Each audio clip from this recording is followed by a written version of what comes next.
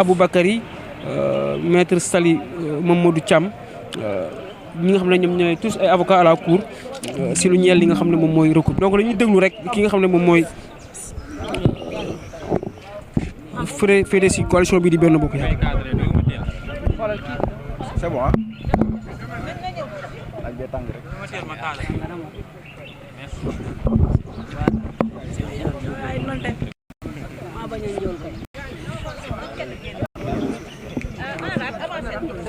J'avance. C'est bon. C'est bon. Oui, oui.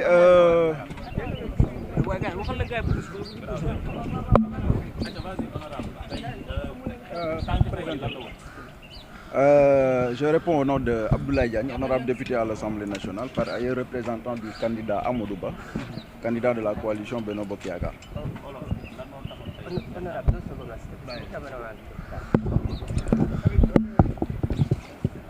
Bon, ça c'est bon. Hein?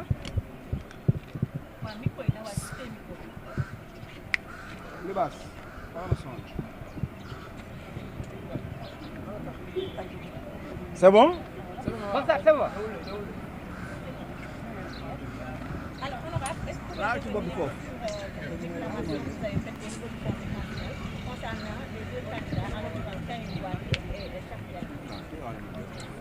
Merci beaucoup. Je pense, comme vous l'avez tous constaté et appris, hier le Conseil constitutionnel a convoqué tous les mandataires des 21 candidats retenus officieusement à l'élection présidentielle de février 2024 parce que nous le savons tous, c'est à partir du 20 janvier qu'on saura exactement qui sera candidat ou pas à l'élection présidentielle. Et lorsqu'on est venu, moi en tant que représentant du candidat Amadou Ba, candidat de la coalition Benno Bokk Yaakaar, on m'a donné une notification portant sur le recours déposé par monsieur Thierno Alassane Sall contre la double nationalité de Karim Meïssa Wade. Donc, parce que en tant que tous les mandataires ont le droit à l'information, mais aussi ont le droit d'avoir toutes les notifications portant sur les autres candidats. Voilà le document que le Conseil constitutionnel nous a donné. Et pour dire, M. Thierno Alassane Sall aussi s'est basé sur des faits, sur des éléments plausibles pour montrer à suffisance que Karim Meïssa Wade jusqu'au 14 janvier avait une double nationalité. Peut-être ce matin nous avons tous appris cela, qu'il y a le Premier ministre de la République de France qui a pris une décision montrant que voilà, il y a une acceptation sur le renoncement demandé par Karim Meïssa Wade. Mais il y a des faits qui précèdent tout cela. Qu'est-ce qui précède? Avant d'abord le contrôle du parrainage, chaque candidat avait déposé 9 pièces. Et sur ces 9 pièces, il y a 2 déclarations d'honneur. Et sur une des déclarations d'honneur, le candidat doit montrer suffisamment et jurer qu'il est exclusivement de nationalité sénégalaise. Alors que jusqu'au 14 janvier, Karim a une double nationalité. Donc, cela montre sa mauvaise foi. En réalité, au moment où il jurait, et quelqu'un qui prétend gérer le Sénégal, diriger le pays, doit vraiment avoir l'honneur de dire la vérité, mais aussi d'être véridique avec les Sénégalais que tu comptes diriger. Maintenant, les recours ont été déposés. Le Conseil constitutionnel a notifié tous les mandataires des différents ou bien des 21 candidats à l'élection présidentielle. Et d'ici le 20, nous saurons exactement les décisions de justice qui seront prises par le Conseil constitutionnel. Revenons à vos recours. Qu'est-ce que vous reprochez aux 2 candidats, Bassirou Diomaye Diakhar Faye et Cheikh Tidiane Dièye? Recours introduit par votre candidat Amadou Ba. Non, par rapport au recours, c'est déposé par Maître Sall. Et je pense pour cette question, je vais je vais prendre le droit de réserve en attendant. Et les avocats du candidat Amadou Ba reviendront sur la question pour plus de détails. Mais pour le moment, vous avez eu le temps de détailler un recours concernant un autre candidat. Oui, c'est parce que c'est ça qu'on m'a notifié. Un recours venant de votre camp. Faites doucement. Moi aussi, j'ai le droit de détailler sur le recours déposé contre Karim Meïssa Wade. C'est parce qu'aujourd'hui, le Conseil constitutionnel m'a notifié sur ce recours-là avec les détails qu'il faut. C'est pour cela que je suis là pour vous expliquer de ce que j'ai reçu. Mais maintenant, concernant non, attends, non, ça c'est un recours qui est déposé contre le candidat. Maintenant, sont les mandataires de ces candidats-là de s'expliquer par rapport à ces recours-là. Mais le recours a été formulé par votre coalition. En l'occurrence, votre candidat Amadou Ba. Et celui qui a, mais celui qui a déposé le recours hier était là devant vous. Et il a refusé catégoriquement de se prononcer. Attendez. Maintenant, celui qui l'a déposé, il était là devant vous, il a parlé devant la presse, donc celui qui devait donner les détails. Mais ce n'est pas à moi de le faire. Chacun a ses prérogatives. Et moi, je me limite à mes prérogatives. Je vous remercie. D'accord, merci beaucoup. Tay dañu ñëwone conseil constitutionnel parce que demb lañu wo ñun ñëpp ñu convoqué ñu fi liñ fi ñëwé nak aussi les 21 mandataires yëpp ñëw ku nekk ñu notifier la jox la notification bu nga xamné ça lui concerne directement. Et concernant le candidat de la coalition Benno Bokk Yaakaar, en l'occurrence Amadou Ba, notification bu ñu jox moy recours bi nga xamné mom la Thierno Alassane Sall déposé contre la double nationalité de Karim Meïssa Wade. Donc ci biir loolu nag liñ ci jàngat mooy moom ci boppam ci biir recours am da cee basé wu ci ay faits yu leer yoo xam ne moom la contenté wu ba def recours bi et ñun ñëpp mën nañoo juger ne lu mu def wala lu mu bind c'est scientifique et c'est vérifiable parce que jusque ba le 14 fukki fan ak ñeent ci mois bii ñu nekk ni Karim Wade mu ngi ci fichier électoral France bi ñu xëyee tey nag gis nañ benn décision boo xam ne le premier ministre bu France moo ko def ci déclaration de renoncement boo xam ne Karim def na ko ci nationalité française bi mais loolu yëpp dafa am luy jiitu parce que dañoo ne balaa ngay nekk candidat à l'élection présidentielle dafa am ay pièces yoo war a fournir ci pièces yooyu nag dafa am lu ñuy wax déclaration d'honneur et ci biir déclaration d'honneur bi aussi da ngaa war a wone ne man sama bopp sénégalais kese la amuma beneen nationalité mais moment bi mu koy def ba koy déposer ba ñuy contrôler ses parrainages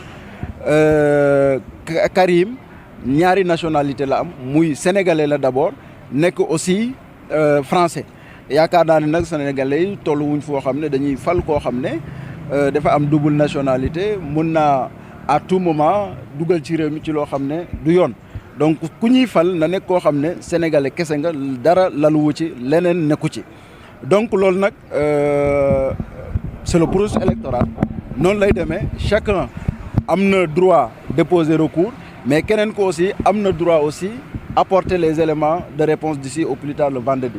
C'est ça que le Conseil constitutionnel a dit.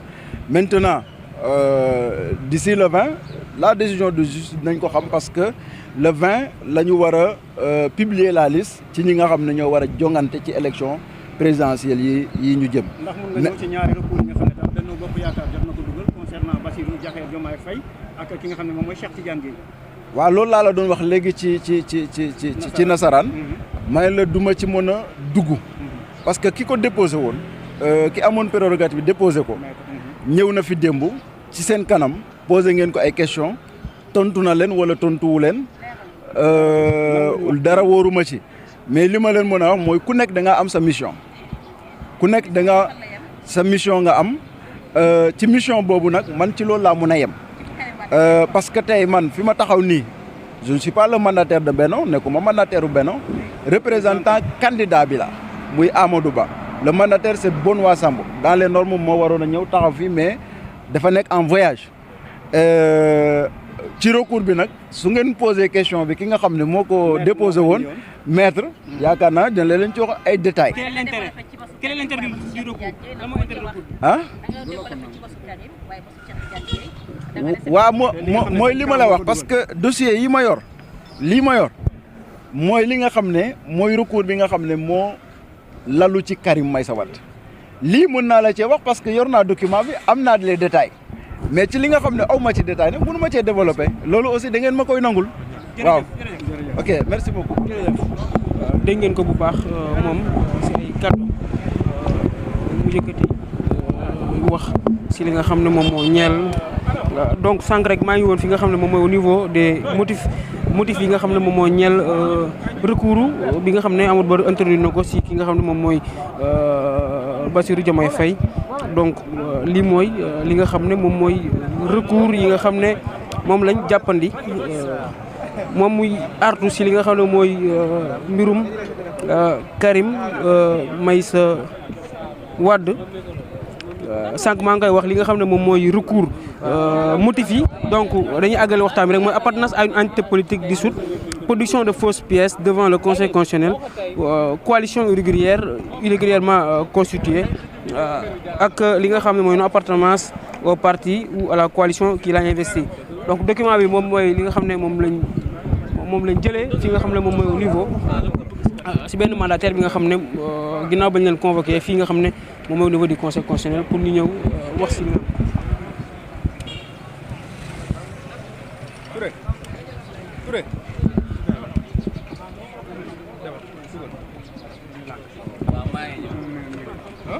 voilà donc loolu moo nekk li nga xam ne moom lañ jàpp ne moom mooy mbiru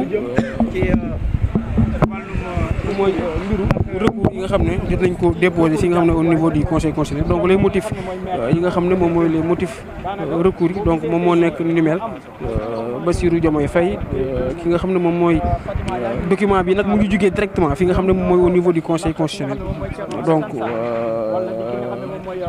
ginnaaw mandataire yi nga xam ne da convoqué nañ leneen ñu am sens nag daal di koy capturer si li nga xam ne moom mooy recours pour Bassirou Diomaye Faye si nga xam ne moom lañ koy toppee si lu ñeel pour wàllu candidature am moom mi nga xam ne moom mooy Maître Amadou Sall daa doon def Maître Amadou Sall di avocat Amadou Ba li ñu mën a jàpp rek mooy que attendu par décision en date du 12 janvier 2024 le conseil constitutionnel a procédé à la publication des listes des candidats à l'élection présidentielle du 25 février 2024 que figure sur cette liste de candidats Bassirou Diomaye Diakhar Faye que par les présentes les réclamations ci-après sont portées contre sa candidature et pour les raisons qui suivent mooy raison yi may wax sànq rek moom mooy appartenance à une entité politique dissoute, production de fausses pièces devant le Conseil constitutionnel, coalition irrégulièrement constituée, non appartenance